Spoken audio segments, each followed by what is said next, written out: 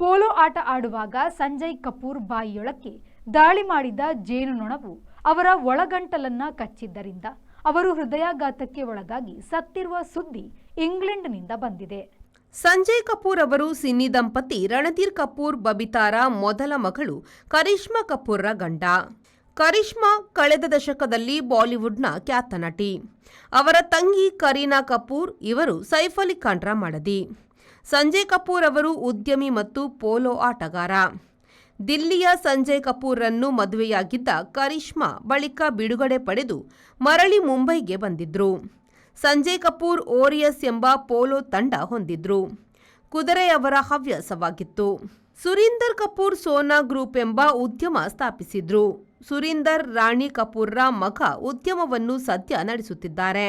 ಅವರಿಗೆ ಈಗ 53 ವರ್ಷವಾಗಿದ್ದು ವಿಚಿತ್ರ ಸಾವು ಕಂಡಿದ್ದಾರೆ. ಮುಂಬೈಯ ಫ್ಯಾಷನ್ ವಿನ್ಯಾಸಕಿ ನಂದಿತಾ ಮೆಹ್ದಾನಿಯಾ ಅವರನ್ನು ಸಂಜಯ್ ಮೊದಲು ಮದುವೆಯಾಗಿದ್ರು. 2000ರಲ್ಲಿ ಬೇರೆಯಾಗಿದ್ರು. 2003ರಲ್ಲಿ ಕರಿಷ್ಮಾರನ್ನು ಮದುವೆಯಾಗಿದ್ರು.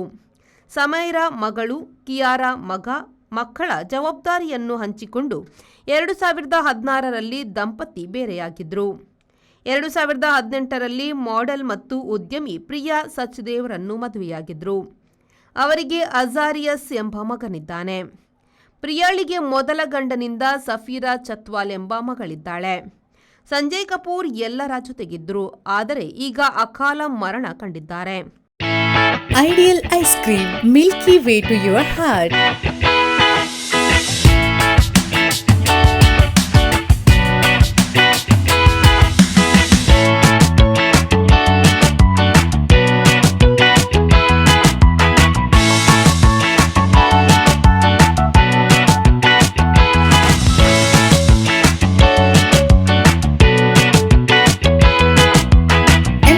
With a variety of fruits and flavored with rich crunch and chips, they treat your taste buds.